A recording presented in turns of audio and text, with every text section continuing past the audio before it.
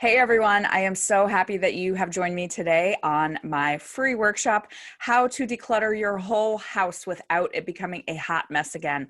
I want to get you organized for the holidays, and I know that that may seem like it's a huge task, but I promise you, you are up to it. I have a workshop here that we can go through and a whole system that you can use to stop being overwhelmed and to start being an organized person, and I can't wait to tell you about it. So let's get started.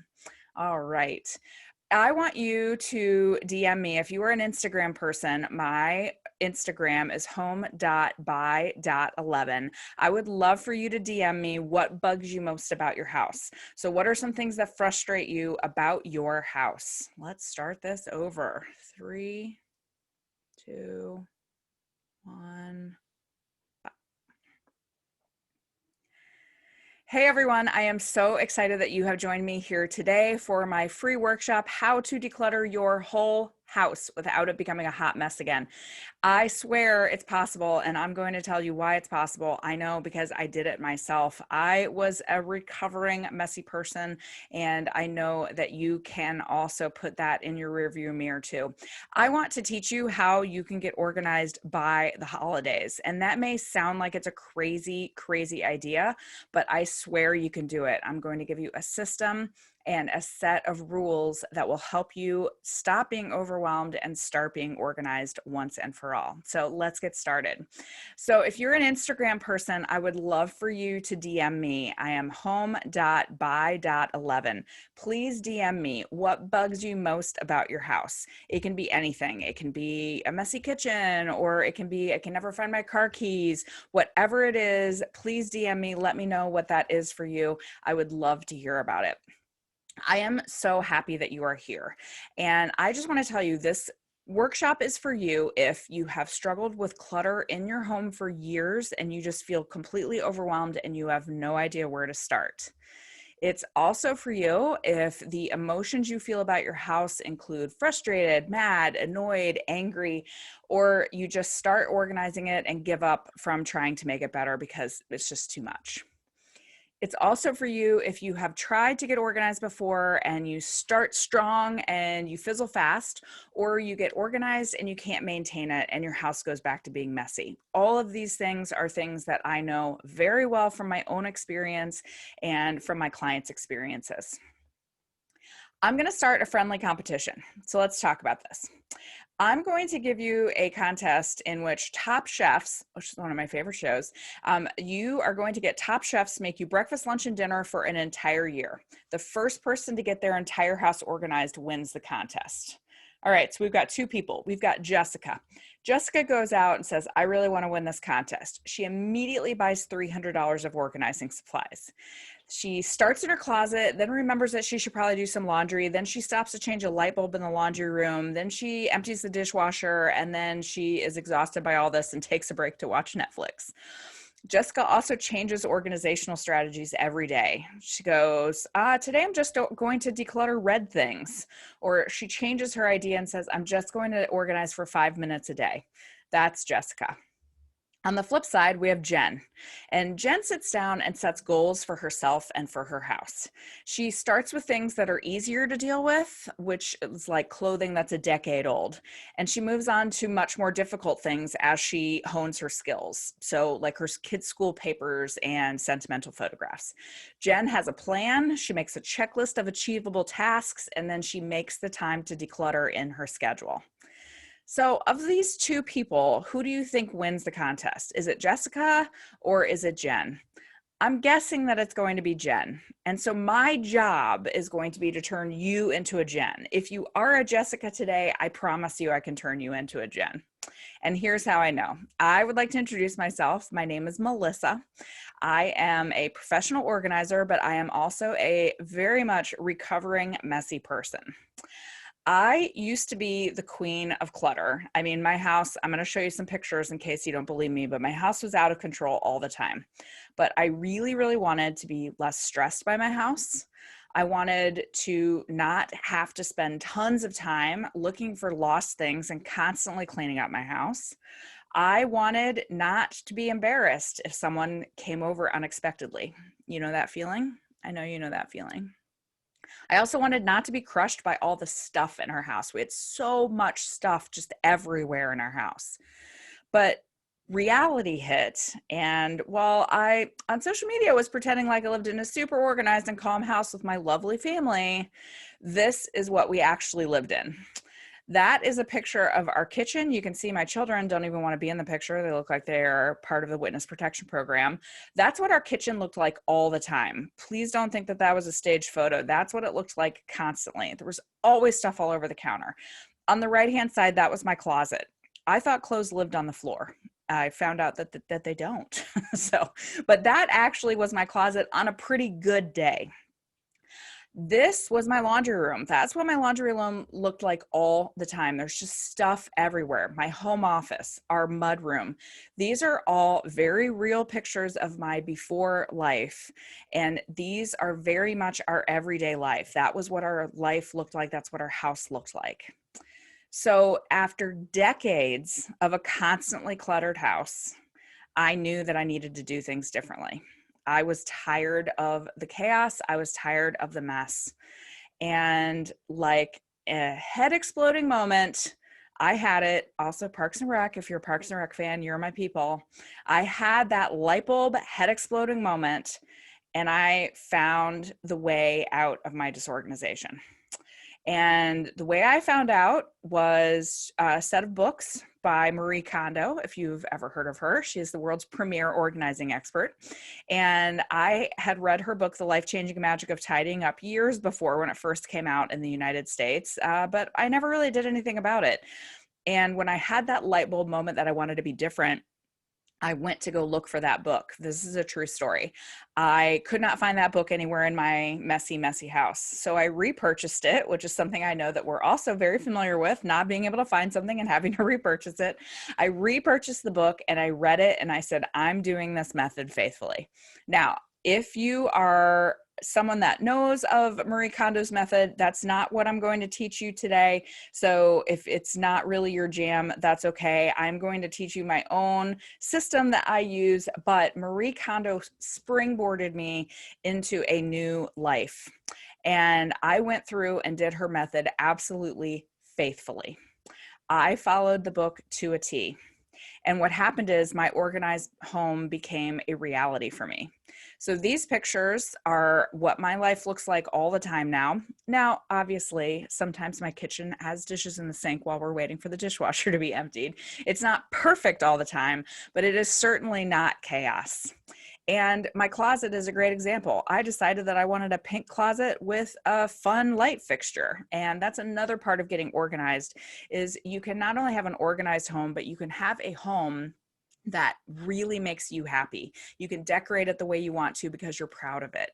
You can do whatever you want because it is your house. So I will tell you, I went even a little overboard on home organization, which you do not have to do. I decided to make it my career, and I actually ended up getting certified by Marie Kondo. I'm one of 500 people on the planet that are certified by her in her method, and so I do use the method to teach some of my clients, but I do not suggest that you necessarily have to do this. You do not have to go to the lengths I did, but it just shows you how much I loved organizing my house that I decided to make this my career. I designed my ideal home life and organized my home from top to bottom. And most importantly, we never went back to being messy in our house. And that's the super important part. A lot of people are able to get organized, but they're not able to stay organized. And so what I want to tell you today is how to make that change and how to make that different. So I know that you're probably sitting here and imagining things like this beautiful desk and this nice quiet place. Let's say you're about to start your day in your home office. But in reality, it might be more like this. And I feel you on that. I obviously have been there, as you saw in my pictures. And I want to show you that there's a way out. And it's a way out without being overwhelmed, without quitting after the first day or the first hour, and without your house going back to being a total clutter magnet. And I just want to say this very clearly. I say this to my clients all the time. If I can do this, if you have seen those pictures of what my house looks like all the time, if I can do this and I can stay this way, anybody can. Because I was a messy person for 40 plus years and I turned it around, and I swear you can too. So I want to talk to you about 3 big mistakes that was keeping me stuck being disorganized. I want to see if maybe you guys have made some of these same mistakes.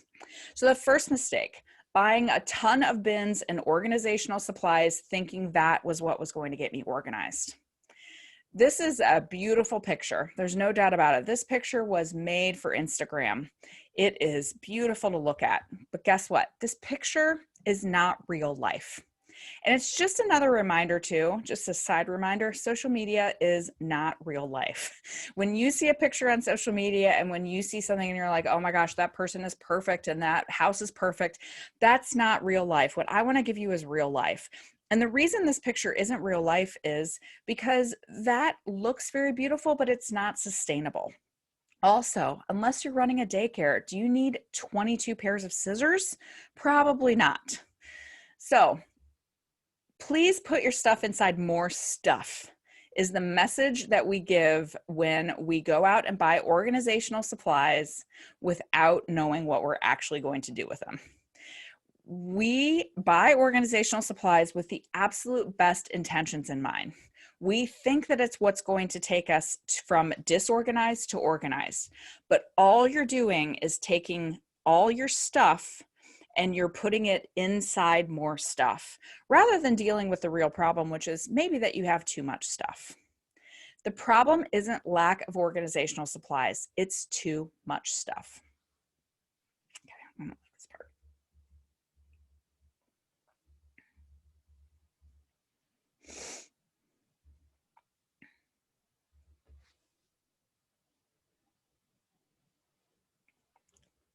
So I was making 3 big mistakes that kept me stuck being disorganized. And I want to share those with you just to see if maybe you might be making these same mistakes. The first one, which is a big one, is buying a ton of bins and organizational supplies, thinking that was what was going to keep me organized or get me organized. So this is an absolutely beautiful picture. It is lovely to look at on Instagram. But this is a friendly reminder that social media is a lie. So yes, that is a beautiful picture of a craft room somewhere. But what I want to tell you is organizational supplies are not going to magically cure your disorganization problem. That is a lovely picture to look at. But in reality, part of the thing I see there is, unless that's a daycare, there are 22 pairs of scissors there probably. I didn't actually count, but it's a lot of scissors. There are hundreds of green crayons. There are so many things in that picture. So the problem is not necessarily finding an organizational solution for those things, but it might be that you have too many things. So buying organizational supplies is everybody starts out with the best of intentions. And I really do understand it because there is a sense of, okay, this is what's going to kickstart me into being an organized person. But what buying all those bins actually does is it tells you, I'm just going to put my stuff inside more stuff. So this is a picture from one of my clients, and these are the bins that were left over in her house after we got her completely organized. So those were just, and by the way, that was just a fraction of the bins that were bins in other rooms. So all of these bins were left over and bins that we didn't need after the organizing process was over. Buying these bins, even with the best of intentions, all you're doing is adding more things to your house when in fact, most of the time, most people need to just reduce the things in their house. The problem isn't lack of organizational supplies. The problem is there is too much stuff. And I learned that, and all of my clients have learned that as well. Please don't run out to the store and buy hundreds of dollars of organizational supplies. Even if you saw a beautiful show on Netflix where everything looks so pretty in rainbows when you put it inside stuff, you're going to spend a ton of money and it's not going to solve your problem. So mistake number 2 is buying into organizational gimmicks, like just organize for 5 minutes a day or just do one shelf at a time. And here's why that's a mistake. I want to give you a 1,000 piece puzzle. And you are allowed to only put one piece a day together of this puzzle. No more. One piece a day. That's it. How long is it going to take you to do that puzzle? By the way, math will tell you a really long time. Years. It will take you years to get that puzzle done. So if you only do one piece at a time, you have no idea what the whole puzzle looks like. You do not understand, well, if I just do this one shelf at a time, then I am not going to understand that, well, I have 20 pens on this shelf. I also have 20 pens in my kitchen, and I have 100 pens in storage, and I have 50 more pens in my home office. You're actually not seeing the entirety of the big picture of how much stuff you have. So you want to know what the whole puzzle looks like. These strategies, like organize just 5 minutes a day, or just do this one thing at a time, these are similar to what I described as get rich quick schemes. So if it sounds too good to be true, it probably is too good to be true. And when I work with clients, I see shelf after shelf after shelf of organizing books in most people's houses, and they are all using a different gimmick and a different hook. And I totally understand why you buy these, because you think that this is going to be a solution to your problem. But in reality, these get rich quick schemes of organization haven't done the trick. What we want to do is give you a system that is going to get you organized for good.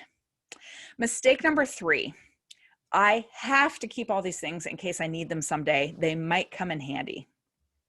So I have what I call the 4 bad words of organizing: might, could, maybe, and someday. These words are able to scuttle any organizational effort within a very, very short period of time. And here's why. If you use these words, you tell yourself, I am able to keep anything in my house because anything is useful. These are examples of things that I absolutely love that I've seen that make me laugh when I'm talking to clients about organizational supplies or organizational efforts.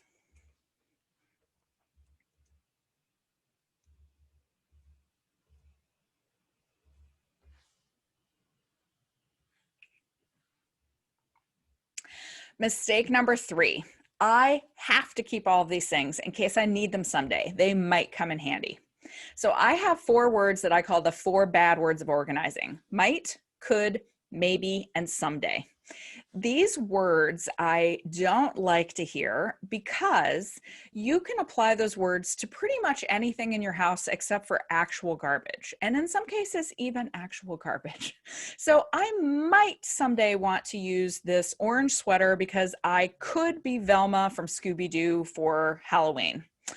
I might use this broken paperclip one day to take out the SIM card in my phone. I could use this screwdriver that I haven't used in 7 years. I could use it maybe someday. These are silly examples, but this is something that I hear a lot in my practice with my clients.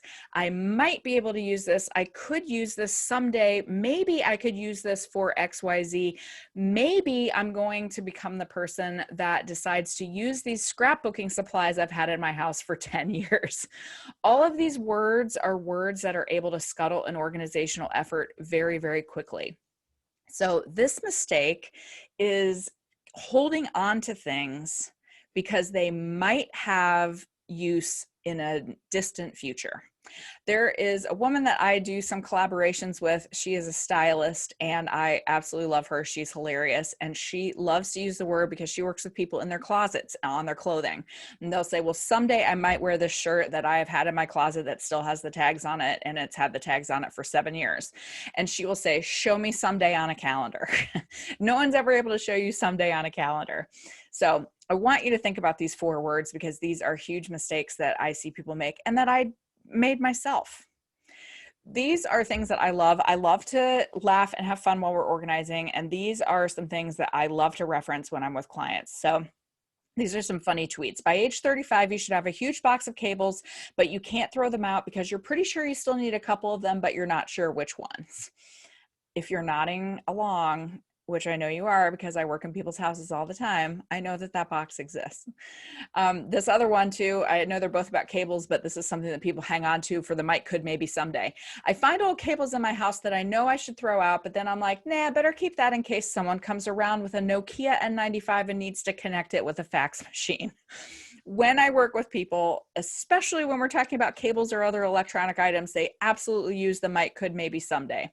Another example is this drawer full. The drawer was so full it could barely be closed, of old manuals and warranty documents. And most of the things in that drawer, like 90%, were things that the client didn't own anymore, that they definitely didn't need. And by the way, they would never have looked in that drawer for that manual. They would have just YouTubed if they had a problem with it anyway. So we hold on to these things because might, could, maybe someday, might, could, maybe someday. And what I want you to do is let go of that thinking. And I'll tell you a little bit more about that as we go on. All right, so who has made one or all of the mistakes that I did and that my clients make when they're trying to declutter? It's okay. You can totally admit it. This is a safe space. You're just alone in your house and you can just raise your hand. So let's talk about how you can get from point A to point B. Just let's say you're going on a trip. I know not a lot of us are going on trips right now, but if you were going on a trip in an imagined future when we leave our houses, there are 3 ways that you can get someplace. The first way to get from point A to point B is a compass. Could you get from point A to point B using a compass? Sure. If you know exactly what direction you're supposed to be going and how to read a compass, which are 2 things that I generally don't know how to do. Then the second way, which you're getting closer, is with a printed map. So it's easier to get from point A to point B. You would know what highway to use and that type of thing, but you still don't have a lot of details. And what if you need to know where the nearest gas station is? A printed map is probably not going to get you there. But then you've got your smartphone. The smartphone tells you exactly how to get there, exactly how many minutes it's going to take you to get there, how to detour past construction, and exactly where to get the best French fries at the next exit. That smartphone is the way to get from point A to point B the most efficiently. So what's the point of this story? If you are trying to get your house organized, there are three ways to do it. It's the compass way, the map way, or the smartphone way.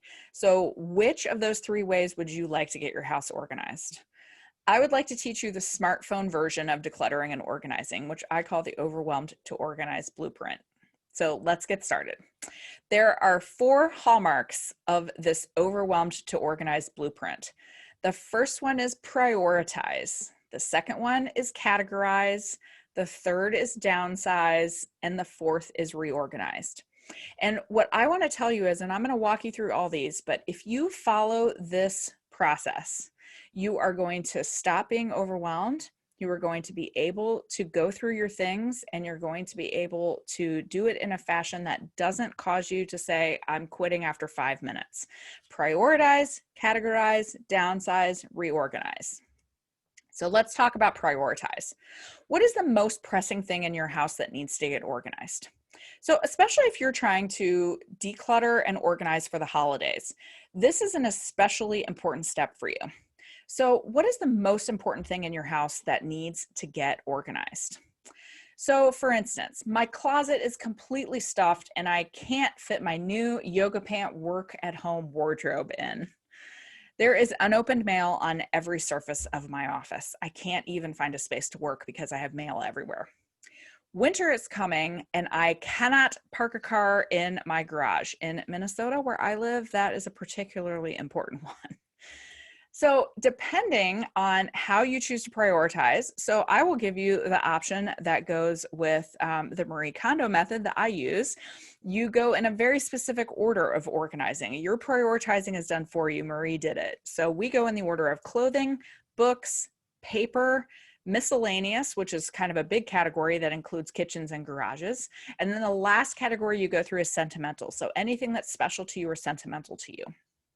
But the other option is you can choose for yourself what works for you in your house. So, for instance, you have a kitchen remodel that starts next week and you really need to organize your kitchen. Or there is snow coming next week, there's a blizzard coming, and that garage is jammed from front to back. So, you could say, my first priority has to be that kitchen, or my first priority has to be that garage. Prioritization is the first step, and it's the most important step for you to decide how are you going to move forward and how are you going to start this organizing journey. So I want to throw in a few things of pieces of information from clients that I have actually worked with. And one of my clients, Meredith, I showed you a pair of her shoes that she uncovered because she organized her closet. I really liked that I could go at my own pace and tackle the projects in order that make the most sense. I'm enjoying my house again instead of being stressed out by it.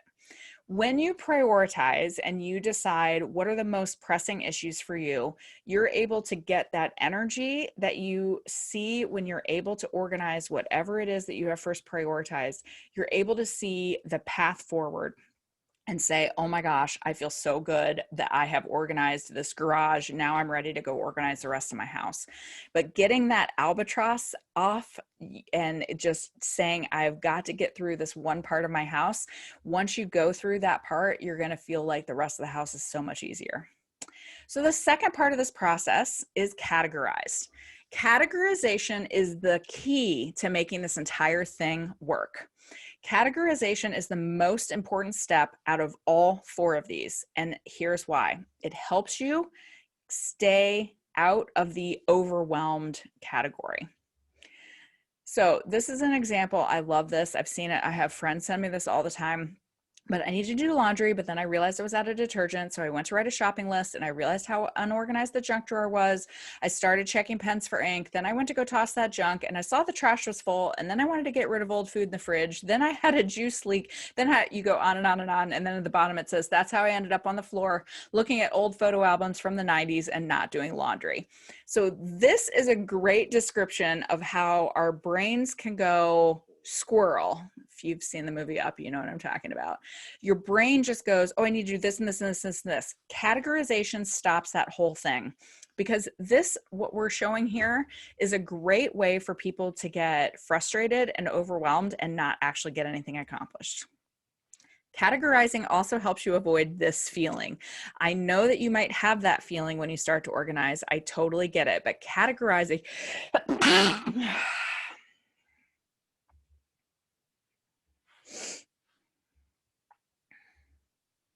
Categorizing also helps you reduce this feeling, which is the I just want to hide under my shirt feeling of the organizing process. I swear. So categorizing allows you to know how much you have, what you have.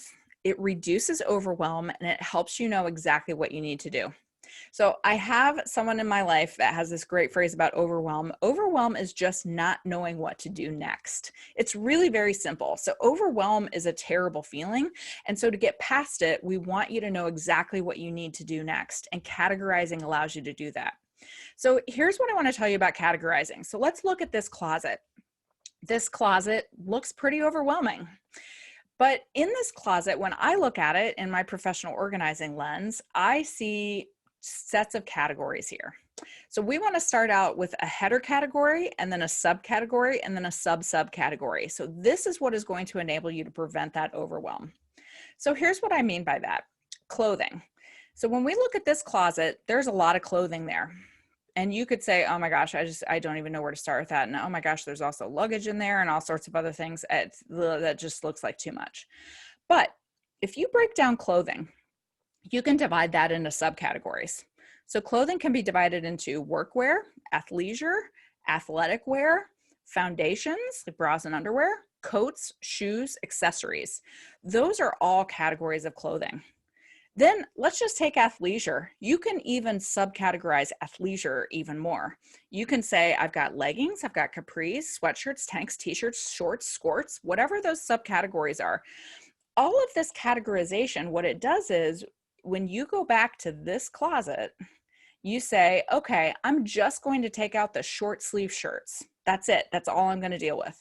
And I'm going to deal with the short sleeve shirts in that closet. And then after that, you say, I'm going to deal with the dresses. And then after that, you say, I'm going to deal with the pants. So categorization takes that stressful closet and reduces it to a checklist. So breaking big projects down into smaller projects makes it much more manageable.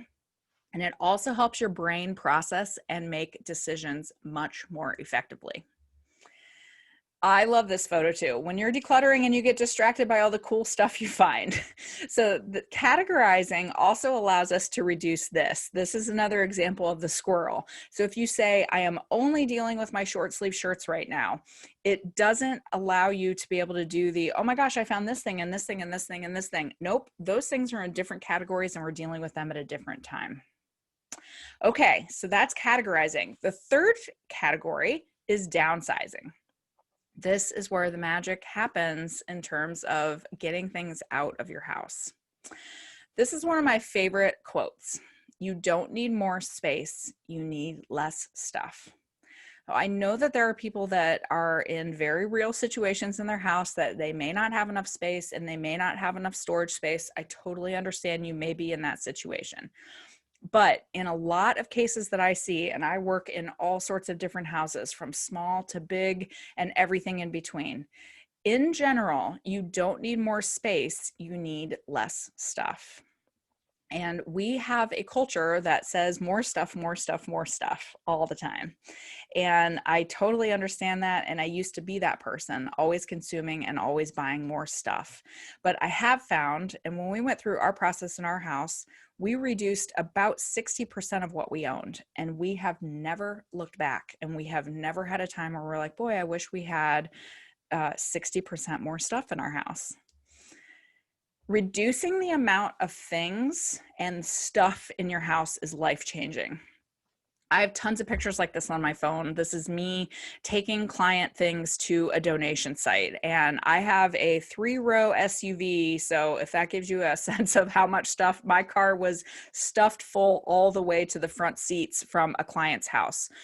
And the one thing I love to tell people is when you look at the amount of things that you're donating, imagine those garbage bags just lived in your house. That's essentially what it is you're reducing that amount of stuff and it feels like you have lost weight, like you have won the lottery. It feels seriously so good, you guys.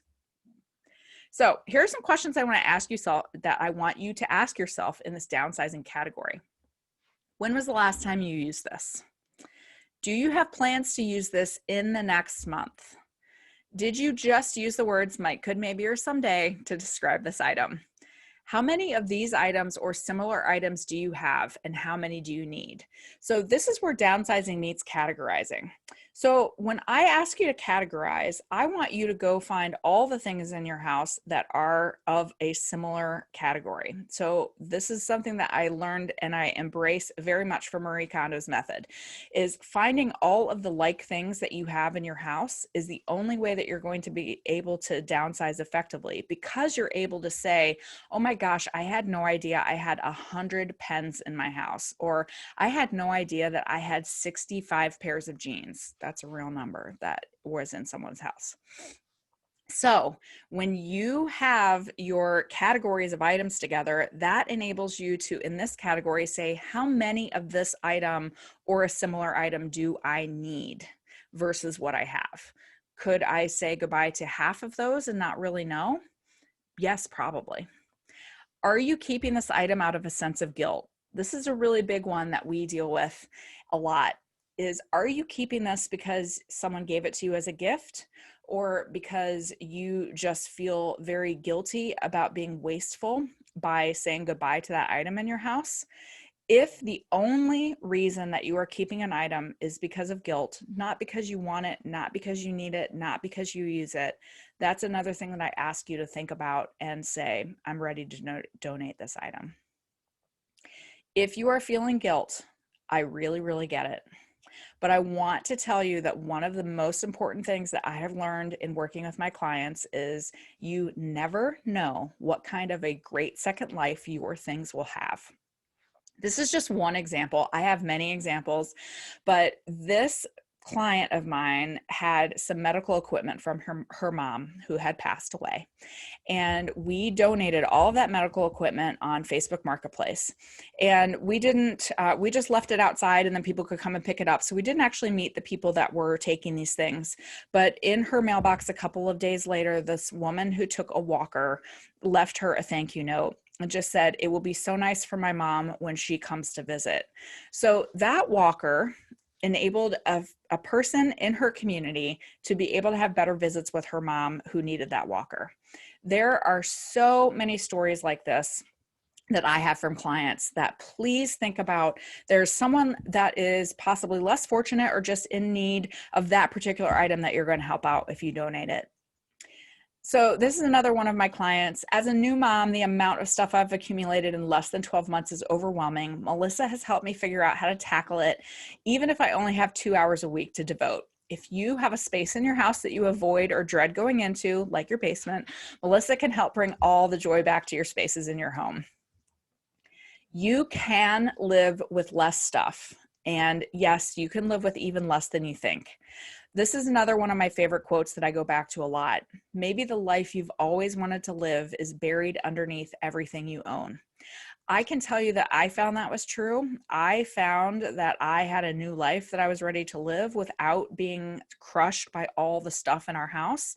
And I can tell you after working thousands of hours with clients that that is the case with them as well. You have a great life and it's just buried underneath all that stuff. So let's start to downsize and uncover it.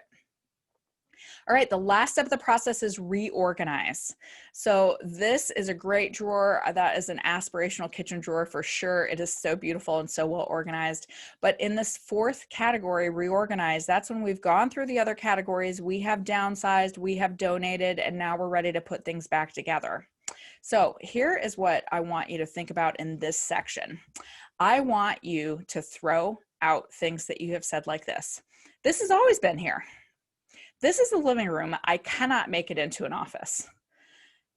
I want you, sorry, flipped ahead too fast. I want you to take these things and I want you to throw out the rules. I want you to say, yes, this has always been here, but I maybe don't need it here anymore. Yeah, it's a living room, but I really need a home office and we don't use the living room very often. So I think I'm going to turn it into an office. I want you to throw out those rules that you have in your house. Here's another thing I want you to tell yourself. This drawer is full. Okay, obviously it's empty. I get it. But we also have this idea that a drawer is only full when it is stuffed so full of stuff that we can barely open it. That's what the definition of full is. One of the best things I've read in all of my organizing career is a phrase that we need a new definition of the word full. So I have a drawer in my kitchen that the only thing it holds is 5 knives. It could easily probably hold 50, but I don't need it to hold 50. I need it to hold 5. And that at 5 knives, the drawer is full. So I want you to recalibrate your brain on what a full drawer is. That goes for your kitchen, that goes for your bedroom drawers, your dressers. It goes for any drawer, your kitchen junk drawer, because we all have them. I want you to think about there's a new definition of the word full. When you're reorganizing, I also want you to put things where you use them. And I know that that may sound like very simple advice, but it's advice that people surprisingly don't take very often. So put things where you use them. So a couple examples: sheets and bedding for your bed. Is there a reason that you can't keep sheets and bedding for your bed in your closet, which is right next to your bedroom? Some people keep sheets and things way down the hall in the linen closet, or they might keep them in the laundry room or keep them in a place where the beds aren't. So I want you to think about, is there a more sensible place? I feel like I have to use this linen closet as a linen closet. No, you can put your sheets. We keep our sheets in my husband's closet. So I also want you to think about in your kitchen. I want you to keep things where you use them. So if you struggle to pull out your pots and pans from an inconvenient location, maybe you need to think about putting your pots and pans on the wall. There are always solutions to organizational problems that might be right in front of you and you might be missing them because you're constrained by these are the rules and I have to put these things in this place. No, you can put things wherever you want them. It's your house. I want you to keep prime real estate for important things. So if you use something once a year, please don't put it in a drawer with things you use every day to cook. And yes, I'm talking to you, potato masher. That potato masher, I assume that a lot of houses have them. And that potato masher is what I call a drawer catcher. It's one of those things that you put in a drawer and then the drawer will only open part of the way and then you have to jam your hand in and try to pull it. What a pain, right? It makes the drawer a total disaster. Well, we use that potato masher very infrequently, like once a year. So that potato masher, when we reorganized our house, that went into a cabinet that holds a few utensils that we basically only use at Thanksgiving and Christmas. So if you have something that you use every single day, that is something that gets prime real estate in your kitchen, not something that you use infrequently. I want you to remember this very important rule, that there are no rules. So it doesn't matter to me where you have always put your dishes. If that is something that no longer makes sense to you, change it. There are no rules except for it's your house and you can do whatever you want to. All right. So getting from point A to point B, remember Jessica and Jen, which one are you and where are you on this process? So it's time for you to get the house you love. You have the tools you need and you can do it. Prioritize, categorize, downsize, and reorganize. This system is going to help keep you on track and stop being overwhelmed. So if you ever have a situation where you feel like, oh my gosh, I don't know what to do next, you just go back to prioritize, categorize, downsize, reorganize. So if you are interested in doing this alone and you're like, I've got the 4 steps, I am ready to go, I am thrilled and I will cheer you on from the sidelines. I will be your biggest cheerleader. You can find me on Instagram. You can find me on Facebook. You can send me an email. I will love to cheer you on. If you feel like you need more help, so I am happy to be your coach, plus your head cheerleader and the team doctor and the therapist, and basically anything other than the fitness trainer. You do not want me to be your fitness trainer. I have been working on this thing. And it's something that in this very challenging year of 2020, that is a sticker that a friend of mine gave me about the dumpster fire that is 2020. I have been working on a thing to try to help people. Obviously, this is a time that it's harder for people to invite strangers into their home to organize. And so I have found a way that I can come into your house without coming into your house. And that is called the Overwhelmed to Organize Blueprint. And enrollment is now open in my special program. And here is what you're going to get. It's a huge list of resources, videos, and all sorts of other things to help you declutter your whole house with lots of help from me from behind a computer screen.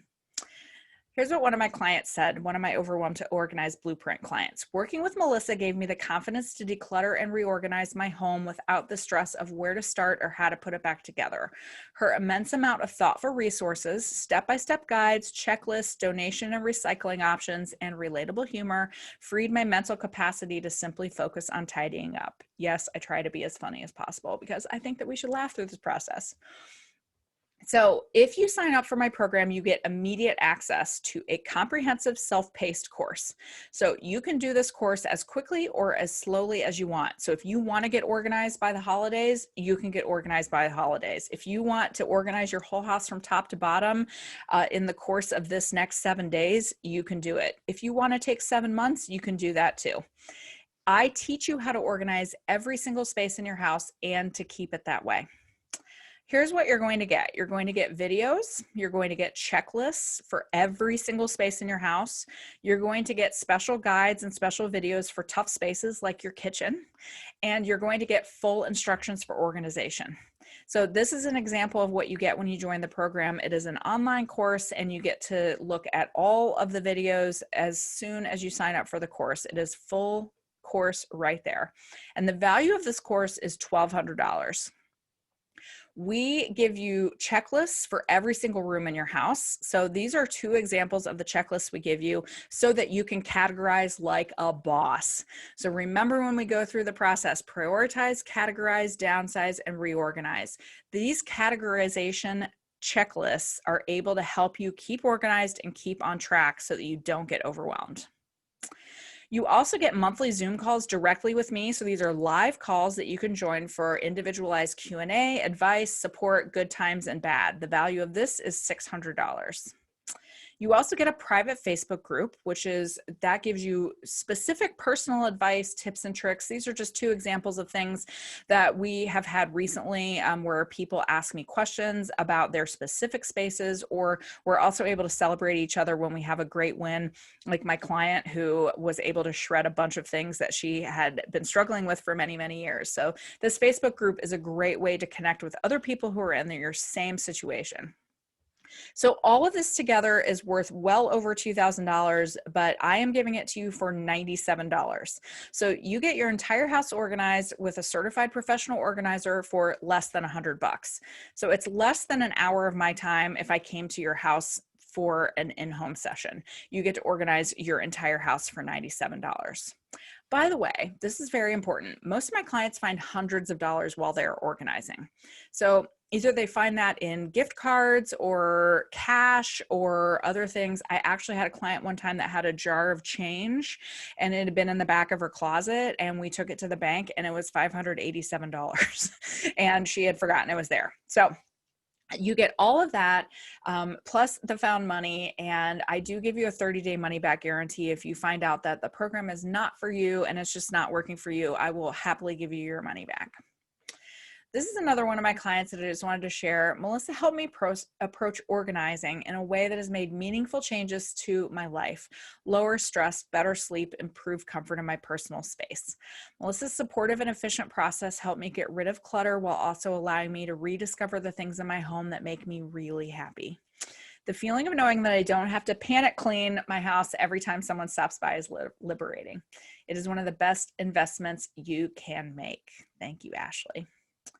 So I have this program for you. It is $97. You can get organized by the holidays. So you can go into 2021 being a totally organized person. You can have a calm, stress-free holiday period with a beautiful organized home.